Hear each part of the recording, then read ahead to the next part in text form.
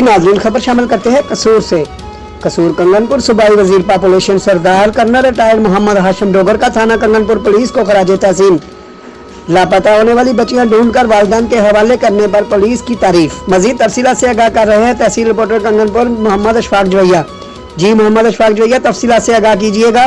जी बिल्कुल, सूबाई वजीर पॉपुलेशन सरदार कर्नल रिटायर्ड मोहम्मद हाशिम डोगर का थाना कंगनपुर पुलिस को लापता होने वाले बच्चे ढूंढ कर वालिदैन के हवाले करने पर खराज तस्लीम और SI इफ्तिखार बुखारी और इनकी टीम को 50,000 रुपये देने का ऐलान किया। तहसील रिपोर्टर मियां अशफाक जोइया, 29 न्यूज़ HD कंगनपुर।